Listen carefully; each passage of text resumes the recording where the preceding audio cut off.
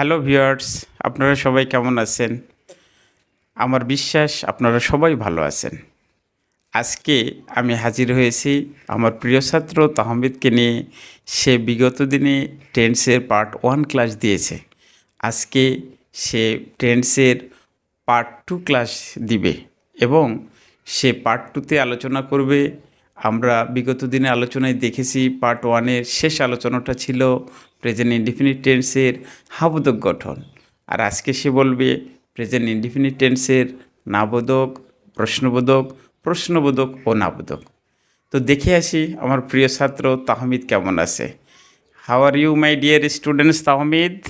I'm fine by the grace of Allah. And you, sir? Thank you, I am also fine by the grace of Allah. তো আজকের টপিক্সে আমি আগেই বলে নিয়েছি present indefinite টেন্সের নাবোধক গঠন আমি তাহমিদের কাছ থেকে শুনব। তাহমিদ, তুমি আমাকে প্রেজেন্ট ইনডিফিনিট টেন্সের নাবোধক গঠন বলো, শুধু আমাকে না, দর্শকদের উদ্দেশ্যেও, যারা আমার ভিউয়ার্স তারাও শুনবে। Present indefinite tense নাবোধক গঠন সাবজেক্ট প্লাস ডু নট অথবা does not plus V1 plus object plus extension. আমি ফুটবল খেলি না। I do not play football. সে কলেজে যায় না।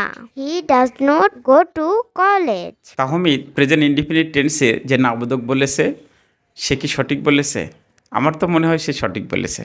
আসলে সে সঠিক বলেছে। নাবোধক গঠনটা হচ্ছে subject plus do not oblique does not plus V1 plus object plus extension.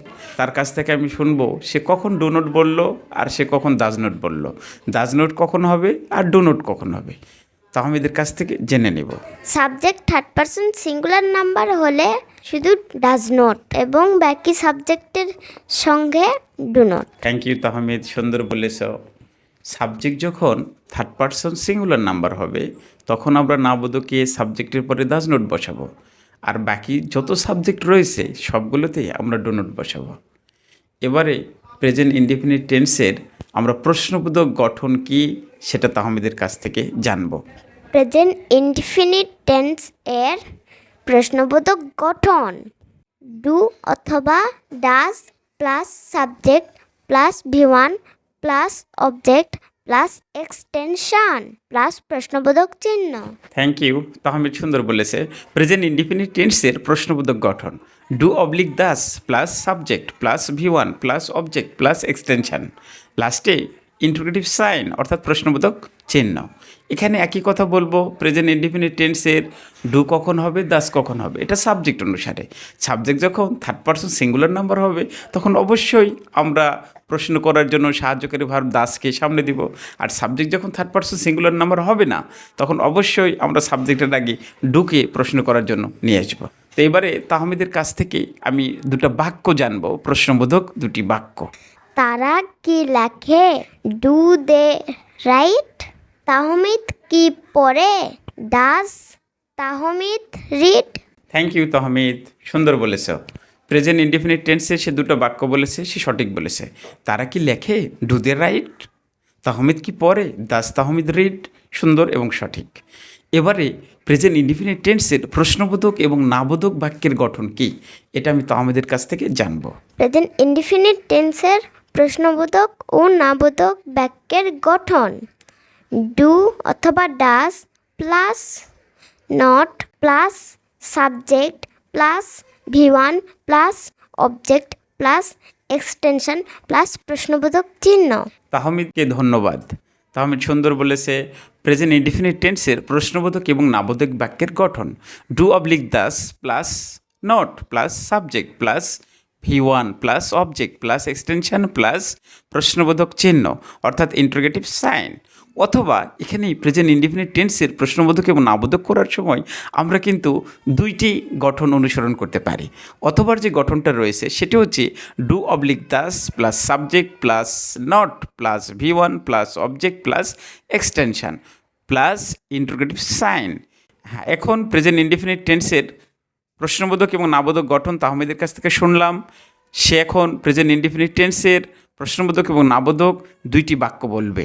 তারা কি লেখে না? Do they not write? Interrogative sign. অথবা do not they write. Interrogative sign, Tahmid কি পড়ে না?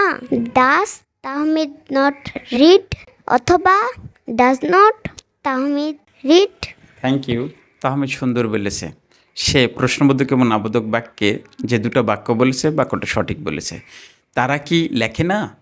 ডু দে নট রাইট অথবা ডু নট দি রাইট? লাস্টে অবশ্যই প্রশ্নবোধক চিহ্ন দিতে হবে। তাহমিদ কি পড়ে না? ডাজ তাহমিদ নট রিড প্রশ্নবোধক চিহ্ন, অথবা ডাজ নট তাহমিদ রিড প্রশ্নবোধক চিহ্ন।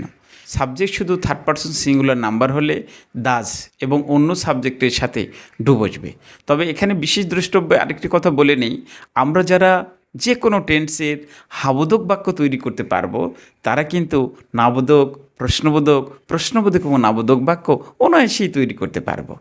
আমরা পার্ট 1-এ প্রেজেন্ট ইনডিফিনিট টেন্সের হাবোধক জেনেছি, আর পার্ট 2-তে যেটা জানলাম সেটা হচ্ছে নাবোধক, প্রশ্নবোধক এবং নাবোধক গঠনসহ বাক্য।